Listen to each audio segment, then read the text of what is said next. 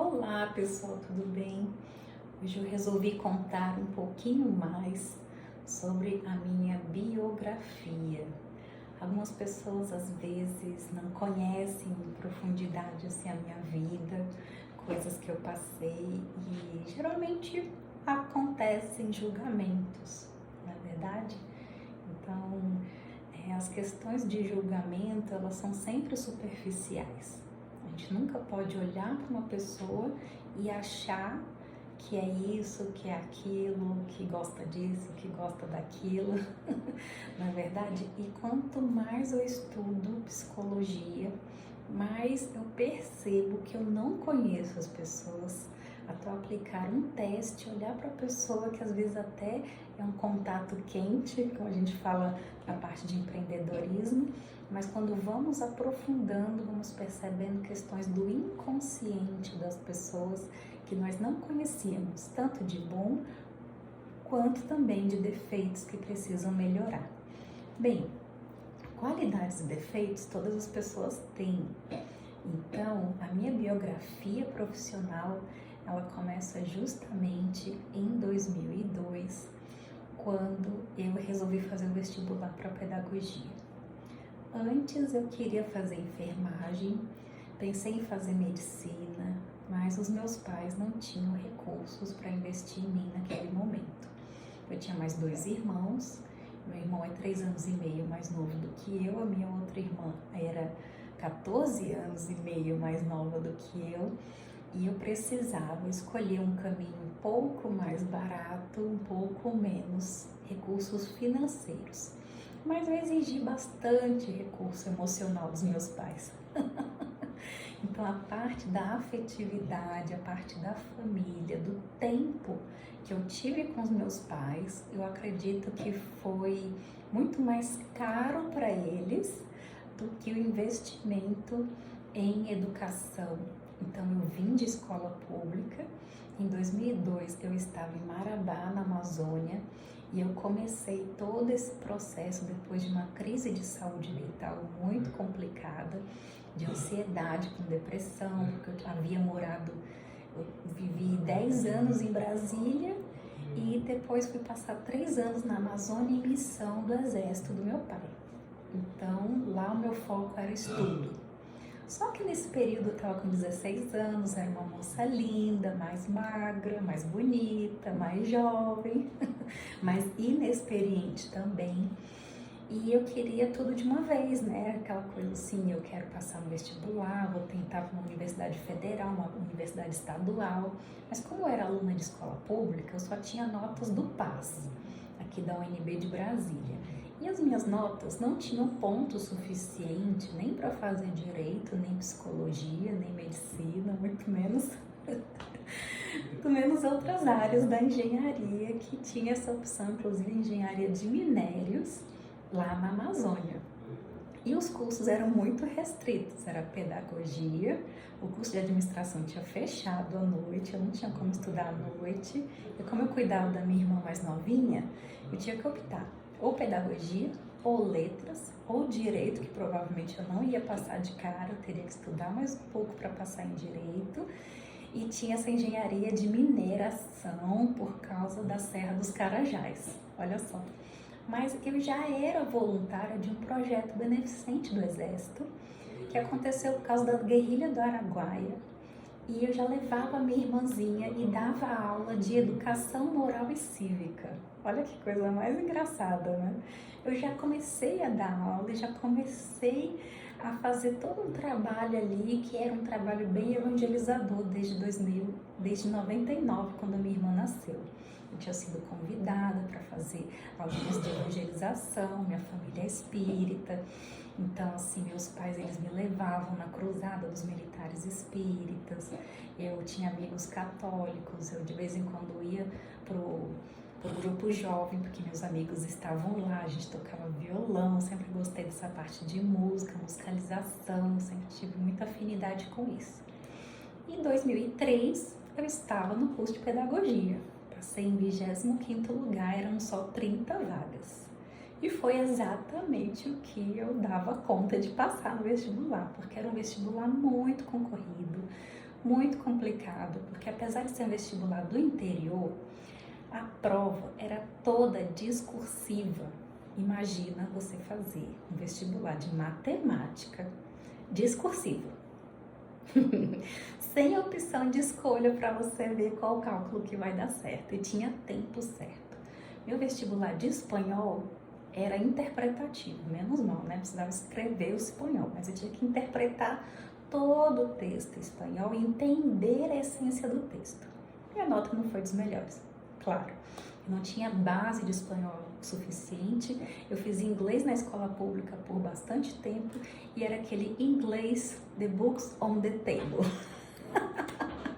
E hoje eu ainda estudo inglês, ainda estou no nível intermediário para ter um inglês melhor aí para o mestrado, quem sabe 2025, 2026, 2027.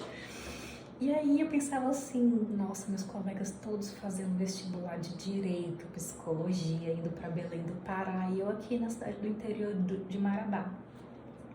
Até que eu ouvi aquela vozinha do anjo da guarda, né? Deus falando comigo, dizendo assim, você pode começar pequeno, mas você ainda pode ser grande. E eu lembro que eu escutei isso, assim, no fundo do meu coração, olhando os professores do cursinho, e algo me dizia que eu ia fazer algo grande, que eu ia realizar meus sonhos. Minha vontade de ir para a área clínica, para a área hospitalar, foi realizada a partir do ano seguinte, que foi 2004. Eu consegui uma bolsa de estudos para fazer pedagogia lúdica em ambientes clínicos no complexo da UFPR. Meu pai foi transferido de Marabá, do Pará, 40 graus todos os dias, esse calorão de transformação climática que vocês estão sentindo hoje, eu já senti, ó, há 20 anos atrás.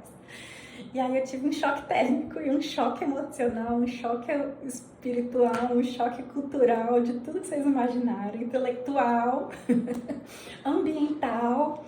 E aí eu saí de toda uma cultura amazônica, aquela cultura do carimbó, né? A cultura do brega, as pessoas super simpáticas, eu era super querida na minha faculdade, eu tinha muitos amigos, eu tinha carona de carro todos os dias, eu tinha amigos paraenses, gaúchos, cariocas, brasilienses, goianos, a galera que vivia em Goiânia de carrão e não sei o que, amigos fazendeiros. Aí quando eu me adaptei totalmente ao lugar, meu pai disse assim, fui transferido para Curitiba. Aí eu dizia, ai que bom, só que eu já estava assim, vou ter que me adaptar a menos 3 graus Celsius. E foi isso que eu passei no meu primeiro inverno. Gente, eu ia estudar à noite, porque eu cuidava da minha irmã de manhã para minha mãe conseguir fazer o almoço e meu pai ir trabalhar. Meu irmão ia para a escola e à tarde meu irmão cuidava da minha irmã, eu fazia estágio e à noite eu ia para a faculdade mesmo fazer de 6 a 8 disciplinas e teve um ano que eu fiz 12 disciplinas, então assim a UFPR era muito mais pesada do que a UFPA. Então eu saí da Federal do Pará para a Federal do Paraná, transferência ex ofício. Juntei os textos, porque meus professores do Pará eram maravilhosos, eram aqueles professores pesquisadores do CNPq, professores que vinham do Sul, que vinham do Rio de Janeiro, que vinham de Goiânia, que iam empreender, que prestavam concurso público para a UFPA. Então, assim, eu tinha professores muito capacitados. Mas a metodologia da UFPA, lá no interior, era uma metodologia bem mais light, bem mais tranquila, de cobranças de atividades, porque nós tínhamos muitas atividades em grupo, muitas atividades ambientais, e eles tinham uma visão assim de diversidade que era a coisa mais linda. Eu senti muita falta disso quando eu cheguei na UFPR e tinha cotas. Eu falei, como assim cotas? Né? Em Brasília já estava começando esse sistema de cotas para aluno de escola pública, para negro, para índio, para branco, para aluno de escola particular, para elite. Só que na UFPA não existia isso. Você fazia o Enem, se você foi bem no Enem, você tinha aquela nota do Enem e você simplesmente tinha acesso. Tanto é que a minha sala eram cheias de pessoas negras, índias e muito pardas. Eu era uma das poucas brancas, porque tinha as gaúchas que eram louras e mais brancas ainda do que eu, de olhos claros, né? Que eram esposas dos militares, né? Sargentos, oficiais e outras pessoas. E elas iam para a Amazônia para tentar engravidar, porque a alimentação tinha toda aquela questão afrodisíaca, elas engravidavam, aí pediam licença do curso, né, para cuidar do bebê, aí depois voltavam, tinha toda essa questão. E quando eu cheguei na UFPR, eu era a segunda aluna mais nova da minha sala. Eu só perdi para uma alemãzinha, minha querida amiga Gabriela, que tinha 18 anos, e eu tinha 19, porque eu passei um ano me recuperando da saúde mental, que eu tive depressão, e fiz cursinho, né? Então eu perdi um ano quando eu terminei o ensino médio, terceirão, fiz todo o tratamento neurológico, psicológico e tudo mais, mas não foi tão adequado como eu sei que seria hoje, né? Com meus conhecimentos de hoje. E aí eu fui para o UFPR à noite, porque a minha intenção era cuidar da minha irmã de manhã, estudar à tarde e ir para a faculdade à noite, igual eu fazia na Amazônia. Só que na Amazônia eu não trabalhava de manhã, na verdade eu cuidava da minha irmã de manhã e à tarde. Trabalhava em casa, colaborando com a minha mãe, que era culinarista. Era porque hoje em dia ela quer se aposentar, não quer fazer mais nada dentro de casa. Toda mulher chega um momento que cansa, né? E aí, a minha mãe estava como ajudante, né? Uma pessoa que na hora do meu vestibular lá da Amazônia, a mulher resolveu processar minha família porque disse que tinha mais direitos do que ela realmente havia combinado em contrato e queria carteira assinada. Aí isso foi um rolo financeiro muito complicado e quando eu cheguei na UFPR, eu percebi, né, o quanto as pessoas vinham de uma classe popular que também tinha essa visão de revolta contra as pessoas militares e que fazem parte de alguma elitização. Nem eu sabia que eu fazia parte da elite, porque meu pai sempre foi sargento e praça. Quando eu cheguei na UFPR, meus colegas diziam: você aqui não tem vez. Você abriu a boca para falar que era filha de militar, mas aqui não é privilégio. E aí eu comecei a sofrer um preconceito. Aqueles meus colegas falando de extrema esquerda, de comunismo, e aquela bagunça no centro acadêmico. Eu não podia nem fazer parte do centro acadêmico, porque minha identidade era de filha de tenente, estava escrito assim na minha identidade. Filha de tenente verde, minha identidade ainda era diferente das outras. E aí eu percebi que eu não podia participar. Até que, não sei por qual motivo, um colega do meu pai, do mesmo quartel, só que era de outra arma, parece que era uma brigada, meu pai era de comunicação, por isso que eu sou super comunicativa desse jeito, é de família. Ele começou a me seguir em tudo quanto era disciplina. Aí eu falei assim: vem cá, Andrezão, você por acaso foi mandado para ficar me monitorando, ficar cuidando de mim? Ele disse: não, porque eu gosto muito de você. Mentira, porque ele sabia que o pessoal ia me massacrar. Então ele ficava, né, ele era grandão assim, né, bem negro, muito engraçado, muito estudioso, tinha sido jubilado, fez vestibular, entrou de novo na UFPR. Gente, ele era uma comédia. Sinto muita saudade dos meus amigos da UFPR. E o Andrezão vivia comigo nas disciplinas, né? Vamos fazer faculdade disso, vamos estudar isso, você vai fazer qual optativa? A educação especial? Então também vou para educação especial. Era uma loucura, mas fazíamos trabalhos juntos, ele sumia, não vinha apresentar os trabalhos, era reprovado, aí tinha que fazer disciplina de novo, era aquela loucura. Mas eu fui indo, né? Fui estudando, trabalhando. Trabalhei em escolas de educação infantil, limpei muito bumbum de neném em berçário, jardim de infância, maternal, primeira série, não sabia nada de alfabetização, fui aprender em casa com a minha irmãzinha de 4 anos, dizendo assim: Manu, como é que se escreve pipoca? Soleta pra mim que eu quero escrever. Aí eu ria na cozinha, lavando louça, aí eu dizia P-I-P-O-C-A, pi, do papé pipopu, C, do cacocu. Aí ela: mas por que é cacocu? Não é caquequicocu, não? Hoje ela tem nível superior de tanta inteligência, né? Porque com 4 anos querer saber isso tudo, tinha que ter futuro. E aí eu ia ensinando as coisinhas para ela em casa, né? Nos horários que eu tava tomando conta dela. E ela foi me ensinando a alfabetizar, porque na faculdade mesmo eu só tinha teorias. Era Emília Ferreiro, era Montessori, era Paulo Freire, era Vygotsky, eram os clássicos da pedagogia, era não sei o que lá, e os professores muito exigentes. Até que a Gabriela falou para mim assim: Manu, se você quer ter conhecimento de verdade, pega a pasta dos professores, para de ficar gastando com outras coisas, pega o seu dinheiro e xeroca todos os materiais da pasta daquele professor para você entender.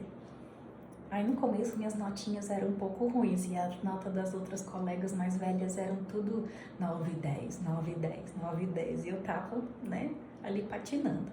Tanto é que a universidade não aceitou as minhas disciplinas da Amazônia. Olha que preconceito, né? Não aceitaram as disciplinas da Amazônia depois de 3 anos e meio de curso, que eu voltei com os calouros, eu já tinha estudado 1 ano, que aí eles resolveram aceitar algumas disciplinas semestrais. 2 que eu lembro. E aí eles botaram a nota maior de psicologia da educação, filosofia da educação, sociologia da educação e biologia da educação. Então aquilo que eu tirei nota maior, eles botaram no meu currículo.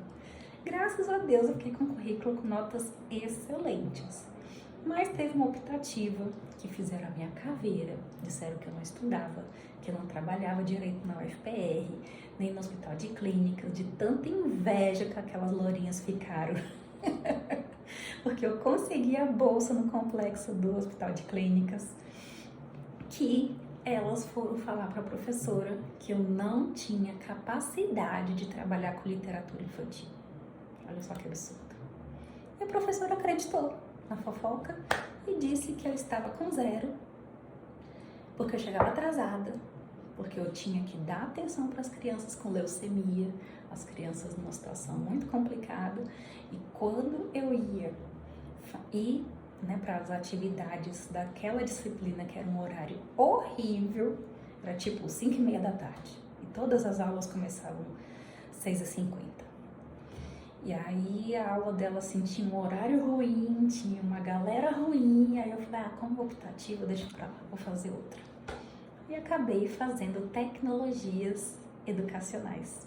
Engraçado que as minhas 2 optativas são exatamente o que eu trabalho hoje, que é exatamente educação especial e tecnologias educacionais.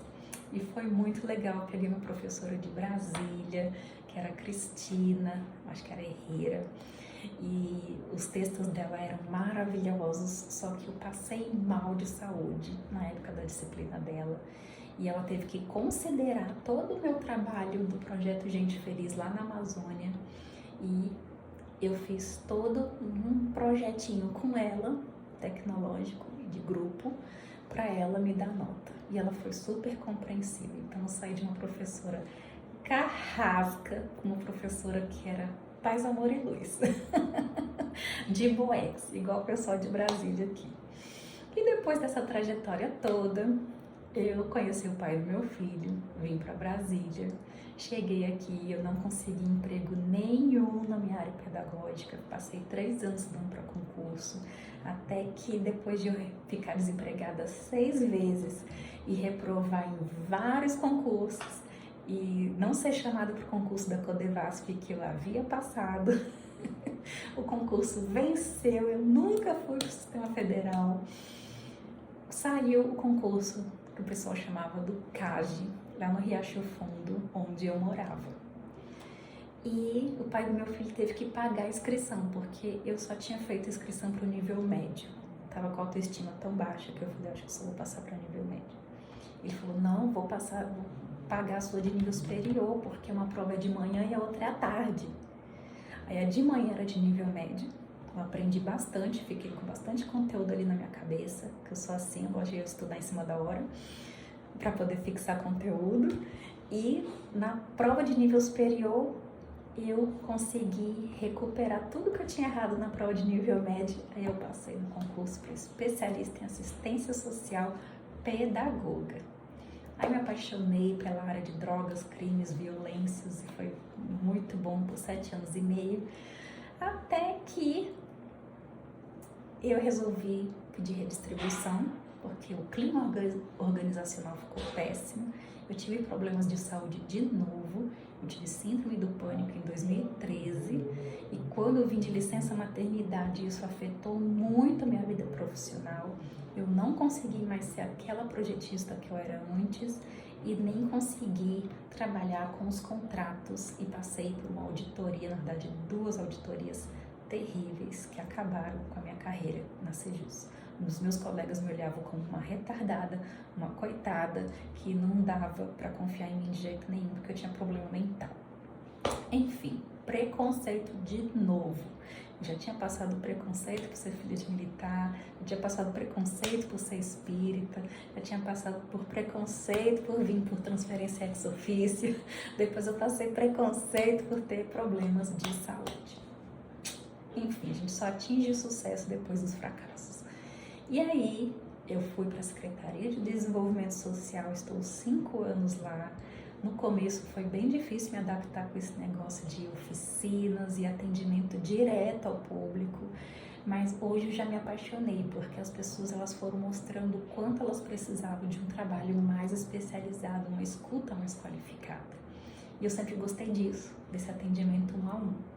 E aí eu voltei para estudar em 2019, comecei a estudar neuropsicopedagogia clínica e toda aquela vontade de clinicar voltou, e eu estou clinicando desde 2020. Em resumo, foi toda essa minha trajetória depois de ter passado por escolas, berçário, ainda teve indústria, que eu fui alfabetizadora de auxiliares de produção, e teve todo esse repertório aí no governo. Depois de também ser professora e orientadora educacional, trabalhei com uma psicopedagoga maravilhosa do Educandário de Maria, que hoje já está aposentada lá no Riacho Fundo, e ela me abriu os olhos sobre as questões técnicas, neurológicas e quanto isso era legal. E quando eu ganhei a bolsa de 70% para neuropsicopedagogia, eu falei, é isso, é tudo que eu sempre quis. E eu tô aqui até hoje. Bem, gente, a minha história profissional foi essa, super resumida em 22 minutos e 50 segundos para vocês. Se inscreva no meu canal se você gostou da minha biografia profissional, compartilha e convida suas amigas para virem para o meu canal. E quem quiser fazer minha mentoria, a turma de 2023 está aberta. As inscrições são até o dia 8 de dezembro, tá bom? Então, faça hoje mesmo a sua inscrição, para que eu possa saber quem realmente quer fazer a mentoria, porque se eu tiver mais de 10 alunos, eu vou dobrar a carga horária. Em vez de dar 1 hora por dia de mentoria, eu vou dar 2 horas mais profundas de mentoria para vocês, porque eu adoro falar e palestrar. Um grande beijo, um abraço e até o próximo vídeo.